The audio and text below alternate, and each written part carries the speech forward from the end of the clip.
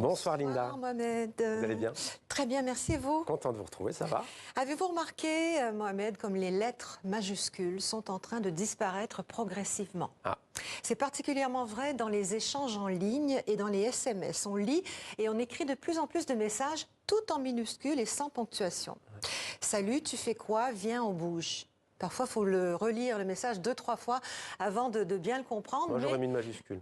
Oui, mais on n'en met pas. Les habitués, eux, se comprennent très bien entre eux. Ce sont les Zoomers. Ce sont eux qui ont lancé cette mode, les membres donc de la génération Z qui sont nés entre 1995 et 2010.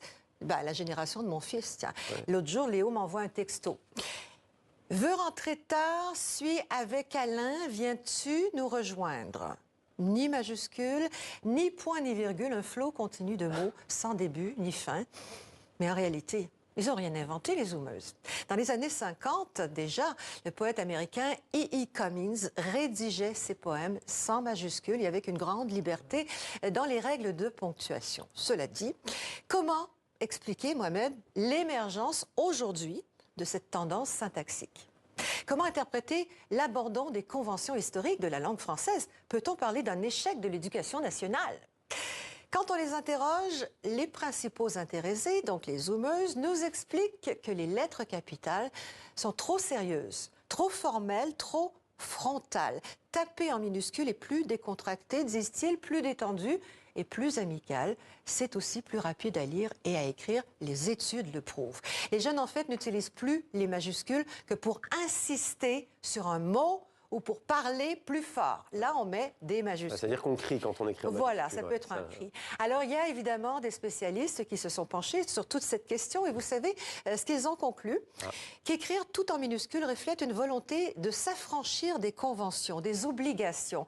Il y a là une volonté évidente de rupture avec le monde adulte.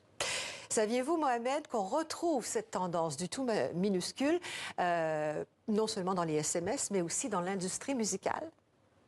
Eh oui, il y a de plus en plus de jeunes artistes comme Ariana Grande ou Taylor Swift qui écrivent le titre de leur album et de leurs chansons exclusivement en minuscules. Il y a un vrai mouvement, une vraie tendance. Alors, quel avenir pour la lettre majuscule? Va-t-elle disparaître totalement et emporter avec elle les points et les virgules?